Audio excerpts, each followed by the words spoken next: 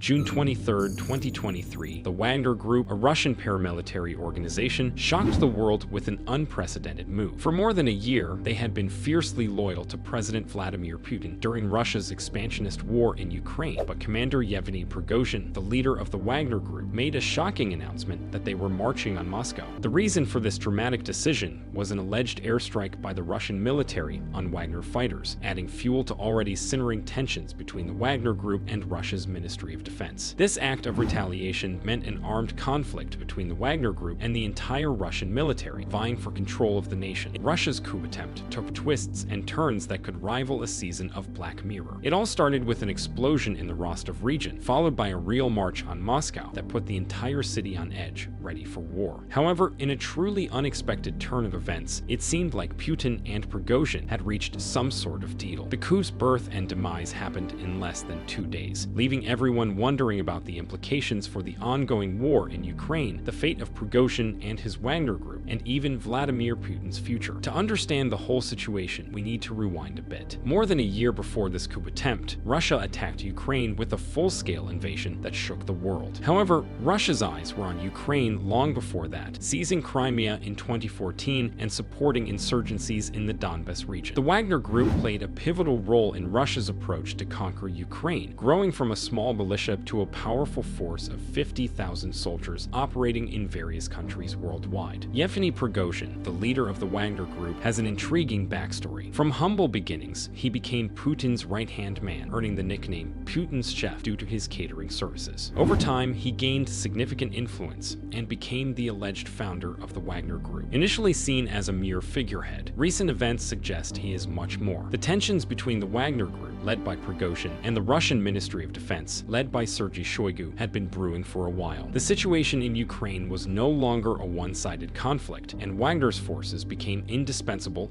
after Russia's experienced troops suffered heavy losses. Yet, the discord between Prigozhin and Shoigu was not an issue for Putin. Rather, he saw it as a way to maintain control by pitting his subordinates against each other. In early 2023, the animosity between Prigozhin and Shoigu escalated, with Prigozhin accusing the Ministry of Defense of undermining his forces. Shoigu retaliated by requiring private military companies like Wagner to sign contracts with the ministry, bringing them under his direct command. This move didn't sit well with Prigozhin, and he started planning an armed attack on the Russian establishment, leading to the coup attempt. But what was the trigger for the coup attempt? The alleged airstrike on Wagner positions might have been a pretext, especially given that US intelligence had information about the impending coup. This suggests that the strike may have been part of a premeditated attack that Wagner knew was coming. With the announcement of the march on Moscow, Prigozhin unleashed a scathing attack on the Russian regime, accusing Shoigu of weakening the military and making catastrophic mistakes in the invasion. In Rostov-on-Don, the situation took a dramatic turn. A powerful explosion rocked the city, causing widespread chaos and panic. It was initially unclear what had caused the explosion, but speculation ran wild. Some believed it was an act of sabotage orchestrated by the Wagner Group, while others suspected an internal power struggle within the Russian military. Amidst the confusion, the Wagner Group pressed forward with their march on Moscow. Their forces, equipped with heavy weaponry and supported by disaffected elements within the Russian military, posed a significant threat to the stability of the country. The Russian government, led by President Vladimir Putin, swiftly declared a state of emergency and mobilized its loyal forces to defend the capital. The Russian military, under the command of Defense Minister Sergei Shoigu, engaged the advancing Wagner forces in intense clashes outside Moscow. Meanwhile, the international community watched with concern and uncertainty. The conflict between the Wagner Group and the Russian military had far-reaching implications. It threatened to escalate the already volatile situation in Ukraine and potentially ignite a larger regional conflict. Global powers such as the United States, European Union, and neighboring countries closely monitored the developments, fearing the repercussions of a prolonged internal conflict in Russia. As the fighting raged on, unexpected negotiations began behind closed doors. Yevgeny Prigozhin, the enigmatic leader of the Wagner Group, was rumored to have been in contact with President Putin, potentially discussing a resolution to the crisis. Speculation swirled about the nature of their discussions and whether a deal was possible. Then, within a remarkably short span of time, the fighting abruptly ceased. Both the Wagner Group and the Russian military announced a ceasefire and a tentative agreement. The details of this agreement remained undisclosed to the public, fueling speculation and theories about what had transpired. Some theories suggested that Putin and and Prigozhin